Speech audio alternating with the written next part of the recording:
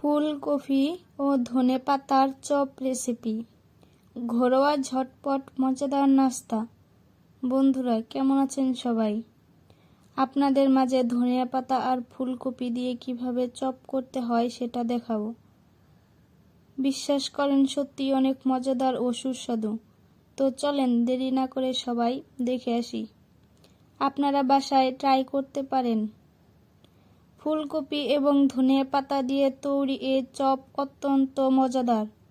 চলুন দেখে নেই কি কি লাগবে। ফুলকপি একটি মাঝারি পাতলা গোল করা, ধনেপাতা 30-40 পিস, বেসন 2 কাপ, চালের গুঁড়া 10 টেবিল চামচ। চপটাকে মচমচে করার জন্য পেঁয়াজ 3টি বড় কুচি করে কাটা, কাঁচামরিচ 10-15টি কুচি করা, আদা রসুন বাটা 3 চামচ, লবণ স্বাদ অনুযায়ী, গরম মশলা গুঁড়া আধা চা চামচ, হলুদের গুঁড়া আধা চা চামচ, লাল মরিচ গুঁড়া 2 চা চামচ, তেল চপ ভাজার জন্য, বেগুন স্লাইস করা। প্রথমে ফুলকপি ছোট ছোট টুকরা করে নিন। এরপর এগুলো লবণ দিয়ে 5 মিনিটের মতো সিদ্ধ করুন।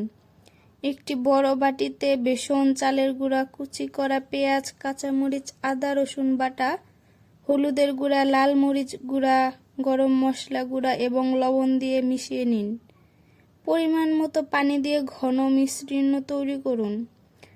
মিশ্রণটি যেন বেশি পাতলা না হয়, নইলে চপ ভালোভাবে ফুলকপি ও ধনেপাতায় লেপা যাবে না। একটি কড়াইয়ে তেল গরম করুন। তেল গরম হয়ে গেলে ফুলকপি ও ধনেপাতাগুলো একে একে দিয়ে মাঝারি আঁচে ভাজতে থাকুন। এক পাশ ভালোভাবে ভাজা হয়ে গেলে অপর পাশ উল্টে দিন। চপগুলো সুন্দর সোনালী বাদামি রং ধারণ করলে তুলে নিন। তেল ভালোভাবে ঝরিয়ে নিন। ফুলকপি ও ধনেপাতার চপ গরম গরম পরিবেশন করুন।